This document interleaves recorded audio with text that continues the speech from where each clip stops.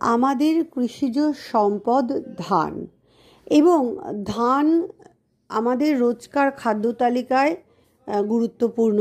কারণ ধান থেকে যে ভাত পাওয়া যায়, অর্থাৎ ধান থেকে যে চাল, তার থেকে ভাত হয়, মুড়ি হয়, চিড়ে হয়, এগুলোই আমরা রোজ খাই। তাই ধান না হলে কিন্তু আমাদের চলবে না। এবার বর্ষা পড়লে পরে জমিতে কি করা হয়, ধানের বীজ ছড়ানো হয়, বীজতলাতে ছোট ছোট চারা বেরোয়, সেগুলোকে রোয়া হয়। বোঝা গেল?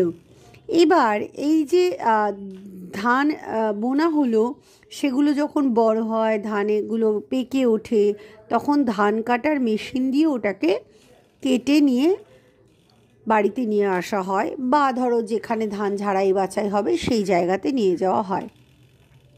তাহলে ধান কাটার যে মেশিন, সেটা একটা অত্যন্ত আধুনিক যন্ত্র। এবার হচ্ছে গিয়ে যে ধান কাটার জন্য আমাদের দেশে কিন্তু এখনও সেভাবে মেশিন ব্যবহার হয় না।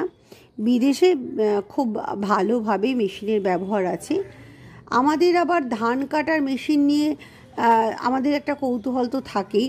এবার ধান কাটা আর ঝাড়ার জন্য যে আধুনিক যন্ত্র ব্যবহার করা হয়, ওটার নাম হচ্ছে হারভেস্টার।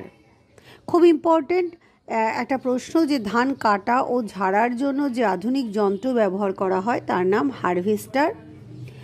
আর এই যে ধান কাটা, খড় থেকে ধান আলাদা করা, তারপরে সেগুলোকে এক জায়গায় জড়ো করা, এগুলো সব একটা মেশিনে হয়, এবং এই সব কাজগুলোকে একত্রে বলে হারভেস্টিং।